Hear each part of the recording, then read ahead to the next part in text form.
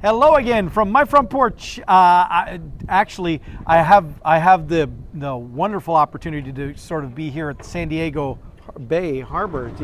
You can kind of see it back there, but even more impressively, I get to be here with Dr. Peter Pease.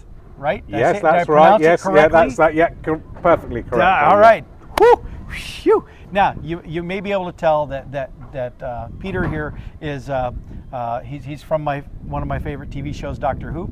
No, that's not true. No, I don't think so. I could be. You could, yeah.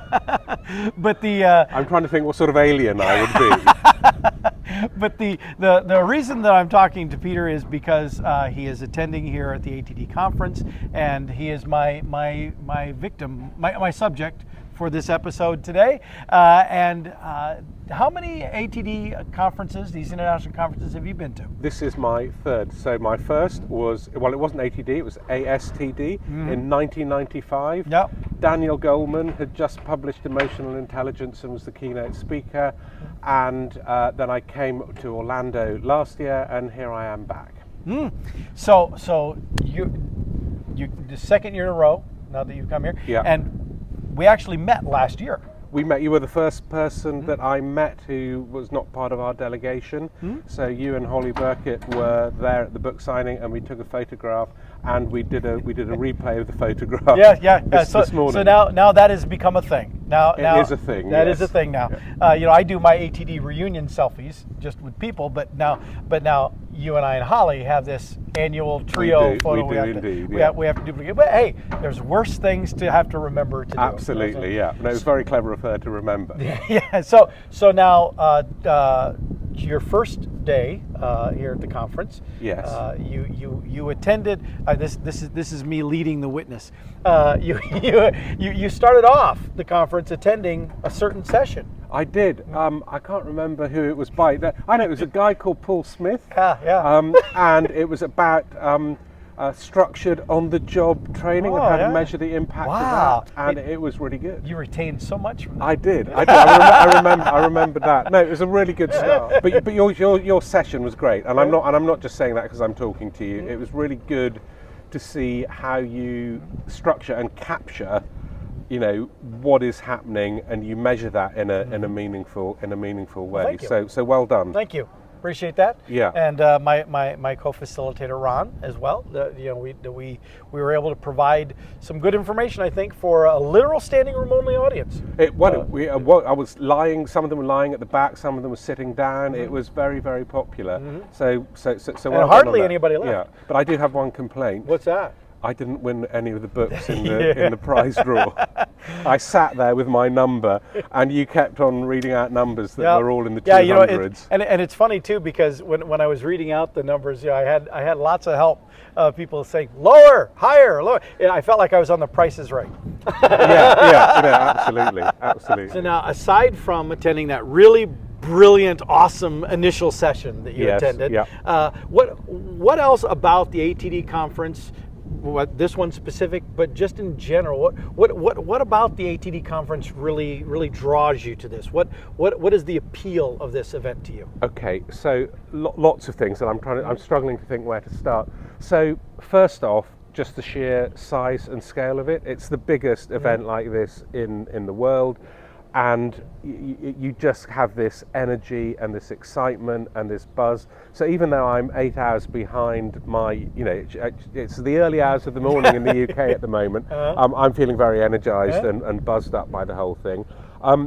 The conversations that you have with people around the world, so not just with subject matter experts, but a lot of it is with kind of other practitioners, people who are on the job doing learning and development, and you kind of get to test out ideas and find out what people's problems are, and then just the general camaraderie. And the expo, really looking forward to kind of seeing what solutions are out there. So do you now, this is something that I remember when I was early coming to these conferences as well, that was what struck me was that I could be in one of these lecture halls with these people from all over the world.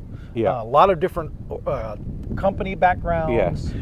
different skill levels they were at, and yet when we started talking and comparing notes about the things that we were struggling with or trying to address or deal with in our organization, there was so much similarity, so much overlap. There is. Although I think Churchill said that about the US and the UK, that we're two countries divided by a common language. so sometimes, you know, you talk about trash cans and we have rubbish bins, and some of the language is a little bit different. And we talk about, you know, waste, and you talk about scrap learning. So there are those things. But yeah, no, I think we've all got fundamentally the same issues and problems. Culturally, I think things are can be a bit different. So I think the UK and the US, we're quite individualistic in our cultures, and I think we have to work really hard to get people to think in a more organisational, sort of collectivist type of way. And I think some of the people I meet who are from the Far East, that's kind of, part of that's ingrained in them already. Well, that's great. And so you see value in that kind of interaction with folks? Yeah, no, absolutely. And I think that I just learn, I learn so much from the informal conversations that I have with people. You know, you go into one of the sessions, you sit at a round table. I mean, I've just come out of a session that was on sort of platforms, and the session finished, and we were there 10 minutes later, you know, swapping notes, talking about things, and it's just great. But it is interesting that I've been in this profession for almost 30 years, and you know, the things that I get out of coming to an event like this now are obviously very different than when I was new in the profession. But every time I still get, sometimes what I get is insight, is something new that I hadn't considered.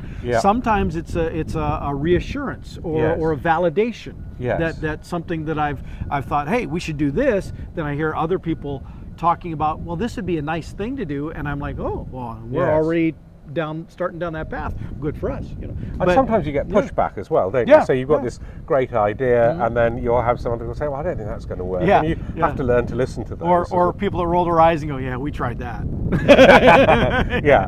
But those are good lessons to get from your peers too. The other thing I want to say, isn't it great to be back, you know, in real life? Oh yes, very much so.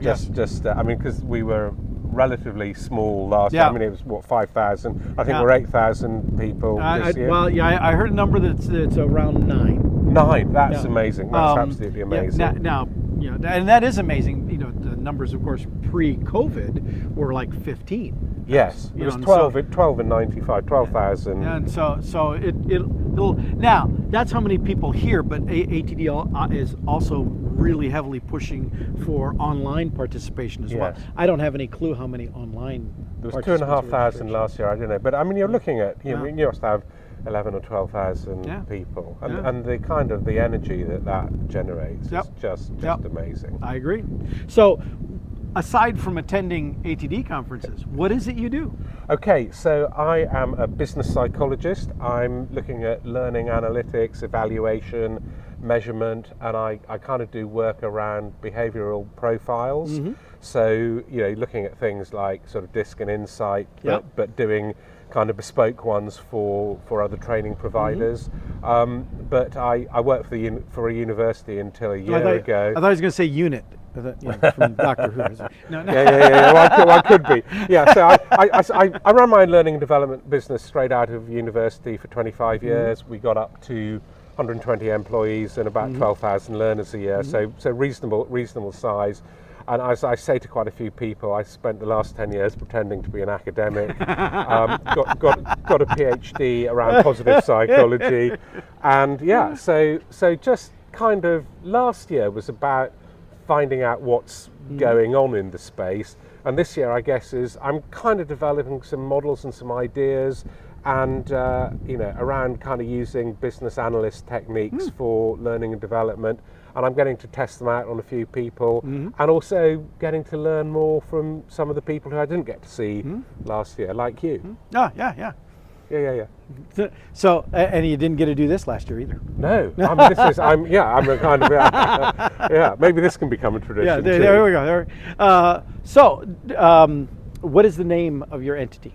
Okay, it's Pease, business psychology, so not a lot of imagination went into that. One of the reasons for sticking with the Pease is that I can then say, here are all the companies I've worked with over the years, whereas if I had a corporate name, I wouldn't be able to claim that. It's easier for you to list them, you know, and remember what they're called because they're all called the same thing. No, absolutely. I meant client company. Oh, okay. So I've worked with a lot of big blue chip type of organisations. So I can say that as Pease, I've done that. Whereas if I'd created a new business with a new name, then we couldn't really have claimed that. That's true. But it's exciting times, really exciting times in the space. I think because we've got the traditional,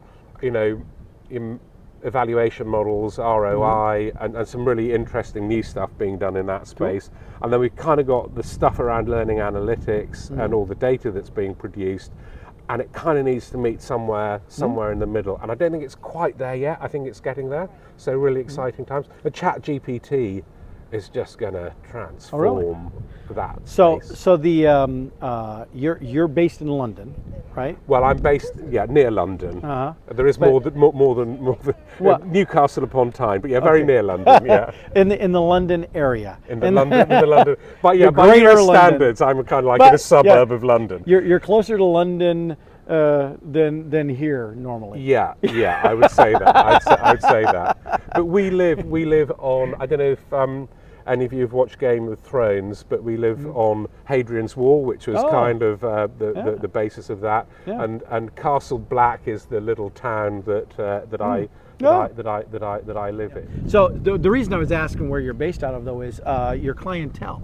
Yes. Your services, are they predominantly UK based, or do you go global? Global, all English language at the moment. But bear in mind, I just restarted this thing about this time last year. So most of the people I'm talking to are UK and US, North America. So Canada, Ireland as well. But at the moment, very much English speaking. All right. And so, do you have like a website, Facebook? I have a page, website. Kind of yeah. So if you just look, maybe you could put a link on. It's going to be on the screen. Yeah. Go ahead and tell us what it is. So we really original name peterpease.com, and you will be able to find out a little bit about it. Is I'm so surprised. Yeah. No, absolutely. It's full marks for imagination and creativity. So, all right, well, cool. That's going to be on the screen, and so if you have need for Peter's services, you will love talking to whoever reaches out to you. Yeah, that's really kind, and I'm very happy to talk to anybody informally, not necessarily to kind of try and do business with you, but just if I can help, really happy to do that. All right. Well, best of luck to you with your new endeavor and your football team. Yes, and best of luck to you with all of what you're doing. It's very exciting times. I'm still trying to figure out what that is. Yes. But seriously, thank you very much for taking the time to chat with me. Not at all. Thank you very much. And for sharing why the ATD conference is important to you as somebody who's traveled quite a ways to come over to go to the event. Yeah. We've seen it. Will we see you in New Orleans next year? I think so. Yes. All right, that'll be 3 in a row. Yeah, that'll be. Yeah, well, we'll be getting there. We'll put Holly on notice. Get the camera ready. All right. With that, I'll see y'all next time from My Front Porch. Thank you very much.